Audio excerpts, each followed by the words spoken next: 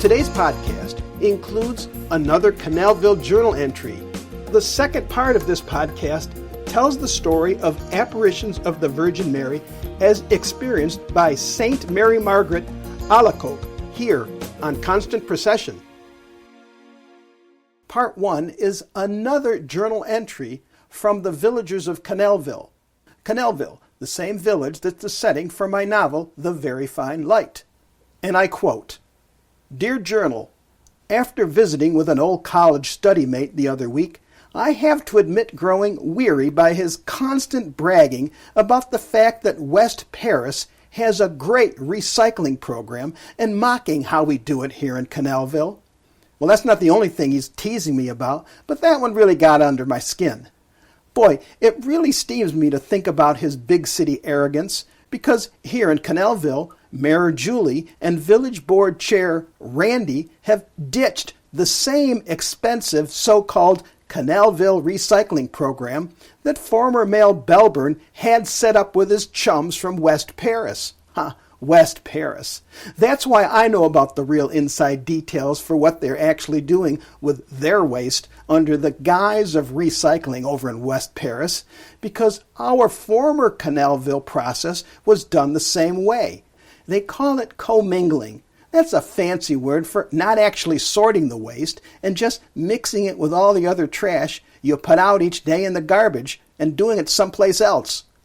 Boy, once our new local leaders actually dug deep and learned about all the hocus pocus and how much of a farce it was, well, I'm proud of them and what they did. First, they sent the big city recyclers packing out of town.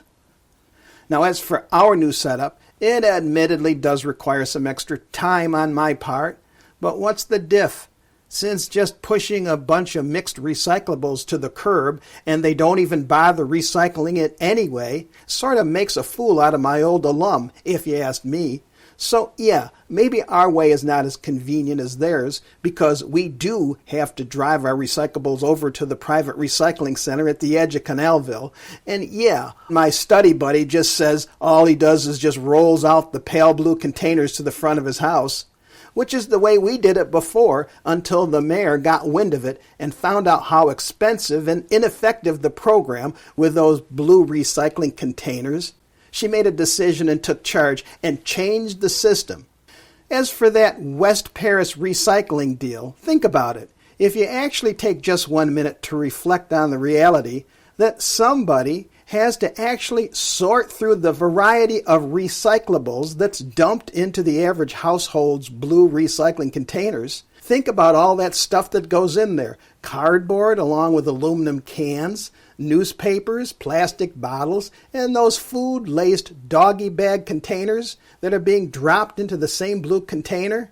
What makes you believe some machine or people are going to sort through all that garbage and then separate an entire village's cardboard, newspaper, cans, plastics, and food-laced doggy bag containers into separate piles, only for it to be burned or sold to someone who actually wants that junk? While it's great to wish that separating will be done once it leaves your home, I don't buy it. But that's what my buddy bragged to me about. He sort of got frosted when I called his beloved West Paris recycling simply wish cycling, and then got mad at me when I asked him to explain what they really do at the big city recycling facility. He didn't have a clue.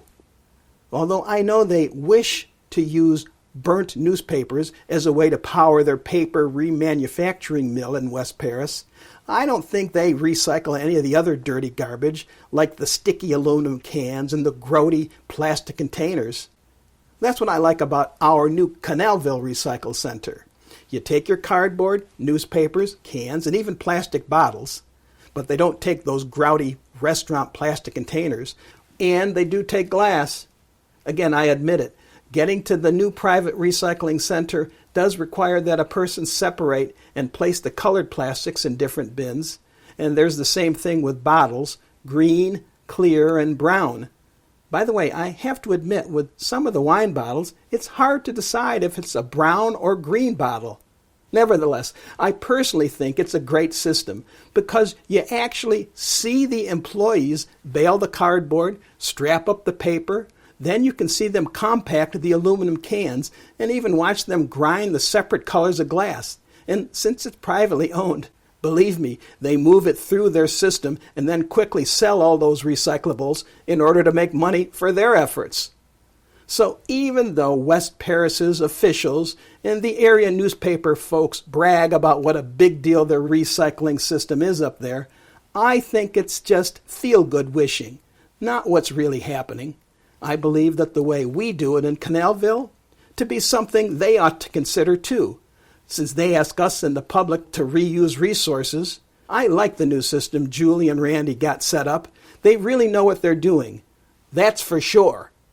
Meanwhile, let's continue the podcast that traces Saint Mary Margaret Alacoque and the amazing story of a normal young girl who made a vow after being struck down with rheumatic fever, and then struggled a bit, as I imagine most people would, before totally committing herself to Jesus through her love and pledge to the Virgin Mary. Do you ever wonder how someone is able to persist in achieving his or her calling? After a life of the paper chase, it's good to look at a saint who achieved her calling without getting lost in the pleasantries of youth.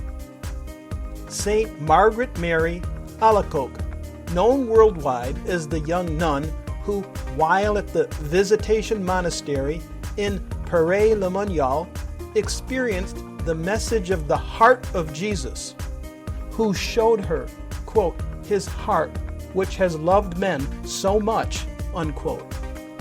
And what she learned was that the Sacred Heart of Jesus found that in return for this unconditional love for humanity, so many people offered lukewarm responses, and even worse, frequently indifference and ingratitude. Ultimately, as she grew in her faith and dedication to God, the true direction of her life became sharply in focus, and this Sacred Heart of Jesus became her life's calling. She became known as the promoter of the Sacred Heart of Jesus, yes, Jesus, from where she resided in the Order of Visitations of Holy Mary at the convent of Paray-le-Monial, which is southeast of Paris. Now, Saint Margaret Mary, as a child, held a true, real love for the Virgin Mary, so much so that in later years she would say that the Virgin Mary saved her from, quote, very great dangers during her girlhood. And thanks to her parents and godmother, all devoted to the Holy Trinity, she at a very young age felt a special bond with the Virgin and also with Jesus. In fact, she assumed everyone else experienced the same experience she felt whenever she prayed, a sense of conversation that came to her. It was not until she grew that she learned her experience was much different than many others. Margaret Mary felt dedicated to the love of the Virgin Mary, so much so that the energetic young girl was sent to a convent, and her close contact with religious worship strengthened the ideas of piety. And when she made her first communion at a very young age, she took the baptismal name Mary. Several years later, she was weakened from rheumatic fever, and nothing helped her win her battle with the illness until she pledged to the Virgin Mary that should she recover from the dreaded illness, her vow included that she would be, quote, one of Mary's daughters. This brought about a miraculous cure to Margaret Mary, and she immediately gave the Madonna an even more important place in her life. To quote the saint about the Virgin Mary, quote, she made herself so entirely mistress of my heart that she took upon herself the absolute government of me. She reproved me for my faults and taught me to do the will of God, unquote. However, her father passed when she was at the age of 9. His untimely death led to her mother and her family's loss of receiving all the financial support that he had secured, and unfortunately, a loss of a comfortable life of well-being. Varying accounts tell of the hardships she and her family endured. And by age 14, after the restoration of her health, the memory of illness pain had disappeared, and she felt drawn to the more pleasant things around her. This led her mother to encourage the young teen to acquaint herself with society in order to find a husband. And encouraged by her family, her focus gave way to good times. She easily found herself able to join in the spirit of youth. But the Virgin Mary appeared to her at some point to remind her of her vows to follow a life devoted to the love of Christ. The fun-loving Margaret Mary was slow to respond. But apparently at one particularly enjoyable evening outing, a costume ball of some sort, Margaret Mary found herself brought into a reality check when faced with the vision of Christ scourged on the cross. It took 4 years that passed before she could give herself to God in religious life. Her family had opposed her wish, and it was only thanks to a Franciscan father who helped clear her path to the Visitation Convent at Paray-le-Monial in 1671. She received the habit after her entrance into the convent. This brought Sister Mary Margaret intense joy and consolation.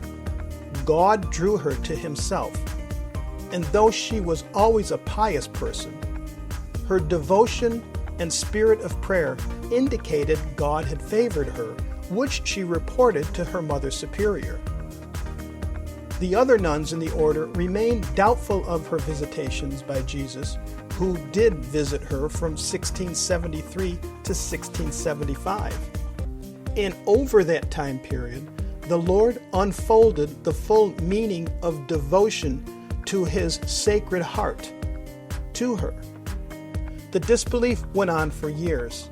Disheartened, but before her final apparition from God, Father Claude de la Colombière believed her, and he became the first apostle of the Sacred Heart. She tried to win others over to the love of the Sacred Heart, but met with much opposition. She persevered, and she wrote to her first Mother Superior, quote, "Difficulties are an assurance that the work is God's, and that he will be much glorified by it," unquote. The Roman Catholic Church officially recognized the devotion to the Sacred Heart of Jesus 75 years later, and Saint Margaret Mary Alacoque was canonized in the year 1920. The Church's position regarding the credibility of her visions of Jesus Christ recognized in 1928. Marianologists refer to Saint Margaret Mary Alacoque as, quote, "living proof how Marian devotion is linked to Christology and the adoration of Jesus Christ." This is Nico Steves. I hope you enjoyed this installment. My book can be found using the title, The Very Fine Light, on Amazon.com. Please feel free to contact me at nicosteves.com. That's Nikos Steves, Steves.com. If you like this episode, and for more, share them with friends. This is Nico Steves. Thank you. See you next time.